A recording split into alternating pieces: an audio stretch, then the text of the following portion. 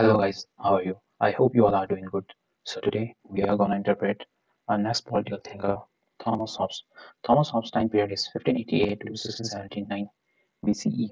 Thomas Hobbes. Now first understand what is the utility of it for studying Thomas Hobbes. Thomas Hobbes is considered as Thomas Hobbes is considered as the most important modern political thinker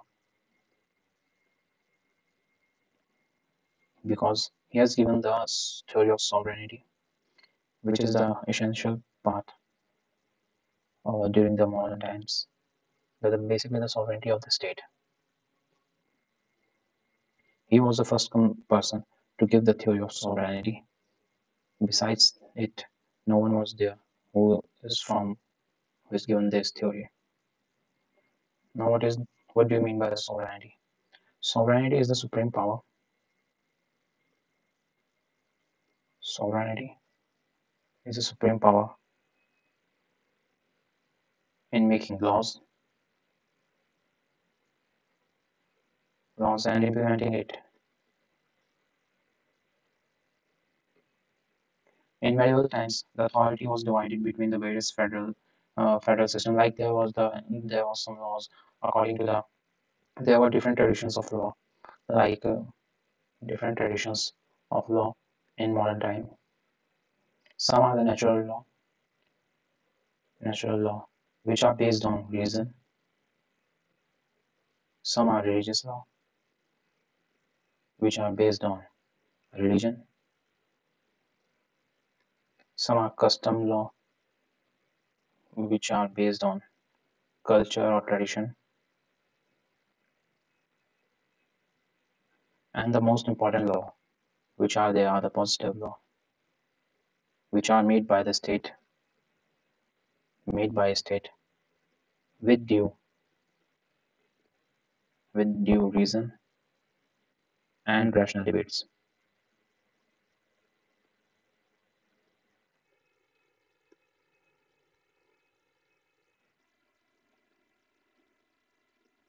With with implementing the theory of sovereignty, he also assist in he also advocated the for the lawbreakers punishment for lawbreakers.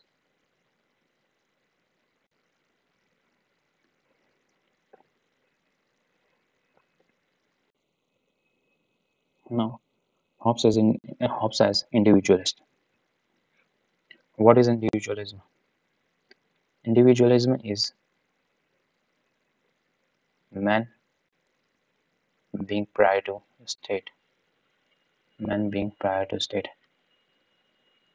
He suggested that the man is way superior compared to state. Whenever there is we have to choose between the man or a state, that the man should be superior. He says that because of man, the state has came into existence. So it doesn't mean that we sacrifice the man for the relevance of a state. But we'll look into that. There is many deliberation in his thought. He says that the man is individualistic by nature. Man is individualistic by nature, and social only out of necessity. He is a scholar of possessive individualism. Possessive individualism.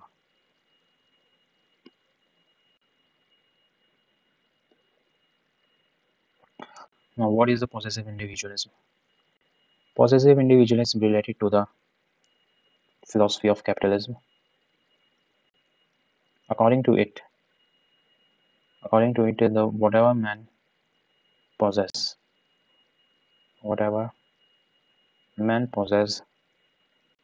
is because of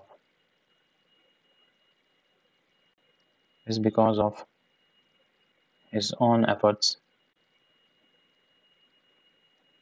Hence, man cannot not be compelled to give back to society, to give back to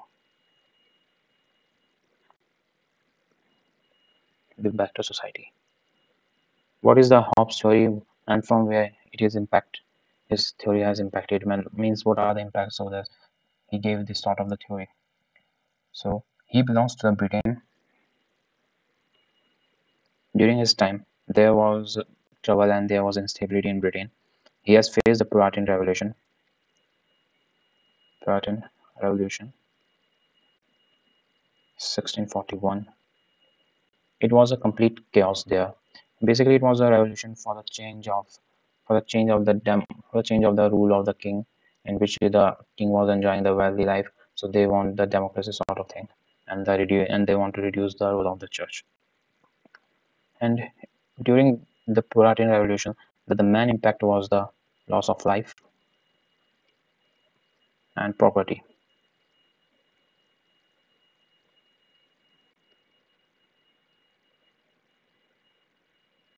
So that's why he gave the absolute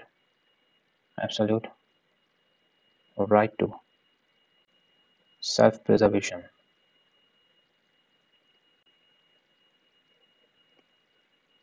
According to him, according to him, right to life is so sacred that man can even kill other person, kill other person for the protection of his life.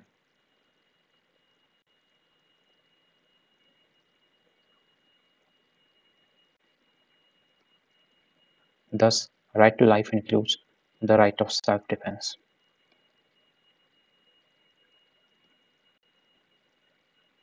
It shows that the life is given by the God, and the state is not the source of life. Rather, it is only the protector of the life. A state cannot deprive a person from his right to life in arbitrary manner. In arbitrary manner. In arbitrary. Let's make it some clean. A state cannot deprive a person of to his life in arbitrary manner. That means, but a state can do it. But it can do it in a legitimate manner in the procedure established by law.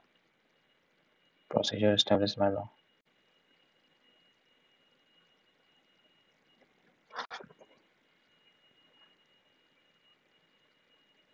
Because of this, that the Hobbes is regarded as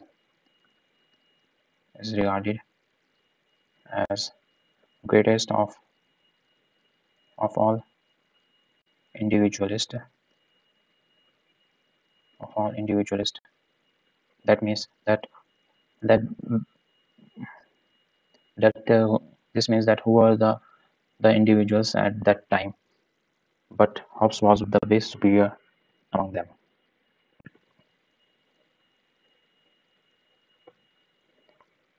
Hobbes as greatest of absolutist. Now go for the Hobbes as greatest of all absolutist. Absolutist is one. Absolutist is one who gives absolute power to state. Absolute power to state. According to Hobbes, that the function of a state is according to Hobbes' function of a state is sovereign. A state is sovereign. That means that the no other association, like church or any other custom, will prevail over the state. Prevail over the state. That means the state is superior among all. Among all. Because of this theory that the Hobbes was also prohibited by the church for his theorem giving is the way radical theory according to them. That the what does the state means that when Hobbes says the state is absolute? What does he mean? He says wherever the law is silent, the law is silent. Only in that that state, that only on that region or that particular field, men can perform their own way. Men only have the liberty where the law is silent. If law exists, then man has to follow the law. Man is free only where the state permits. Means that the state also state impose some restrictions on men to do their work or to walk or anything sort of things.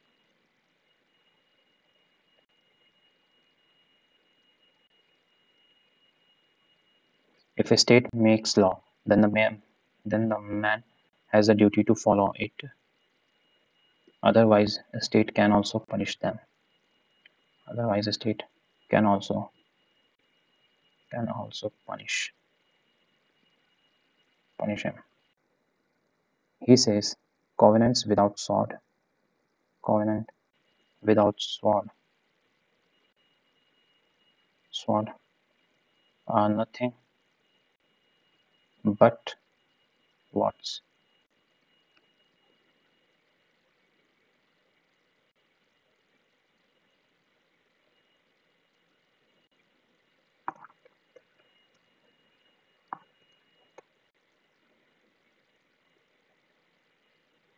Now, what does the covenant means?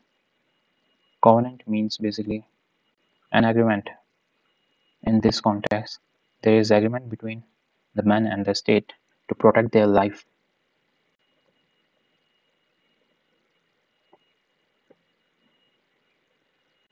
What reason he gave when the lawbreaker to be punished? He says, if one person does not follow law, others will also tempted to be not follow law. It will result into anarchy.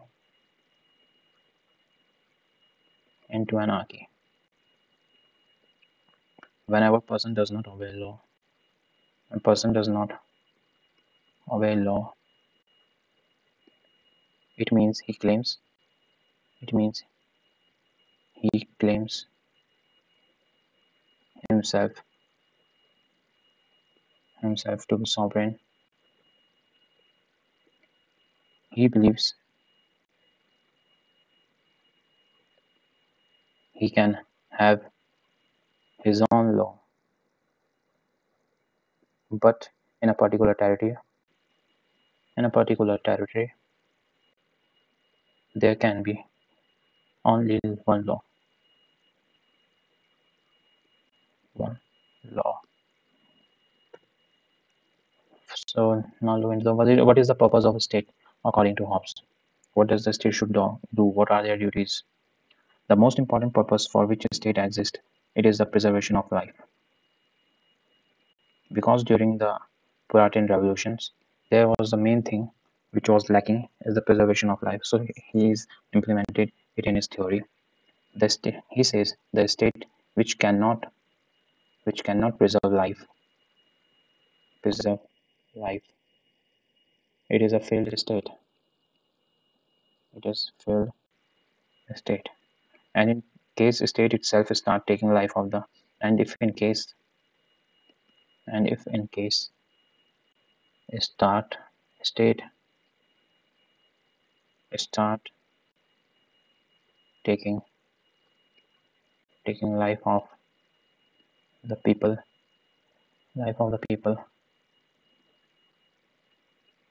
arbitrarily, people have to resist the state. People have to resist the state. A state is the only sovereign. It has absolute power to make law and punish the lawbreakers. Only the state has the law to make law and punish. But a state has the power to use the coercive force, only coercive force in territory to implement law and order. But other institutions cannot do that. So here comes the criticism of Gandhi. Gandhi criticizes his theory. He was critic of any state. He doesn't want any state. He was critic of modern state because he thinks that the modern state introduced by Indian is of the colonial master. So they have to develop. Gandhi opposed the modern state. He thinks that the modern state promotes institutionalized violence because Gandhi has seen the violence done by the Britishers, how they are promoting it. So he is not in the favor of the state. He thinks that the state, which are in the, he was a supporter of the panchayati systems. He doesn't want to be that huge, but I think he was not that much open. So as we have seen that is theory of individualism and absolutism. In individualism, you have seen him promoting the individual man's mean. See, he was talking about the man's individualness, but in absolutism, he takes all the individuality of man. He gave all the supremacy to the state. This shows his contradiction between his thoughts. But there is also one counter according to this in his theory. These are my views, but now it is the Shukranjan's view. She says in the notes, there is no contradiction between it. For, for him, that the man is individualistic, that he cannot live peace with other man. So that's why to maintain the peace, he gave the absolute power to state to promote the peace. So the man can do the individual things also, and there can be the peace also. That's how it is. Now we'll look into the Hobbes as utilitarian. Hobbes has seen to be he has been the founder of the utilitarianism. He has been assumed as that he is the founder of utilitarianism in political thinking. According to him, man seeks pleasure, man seeks pleasure and avoid pain, and avoid pain. Utilitarianism, man seeks pleasure and avoid pain. He wants to say that the man is in the favor of seeking the pleasure and he avoids the pain. Man doesn't work too hard, but he wants to seek the pleasure. That's what he wants to say. And the utilitarianism is related to materialism. Is related to materialism.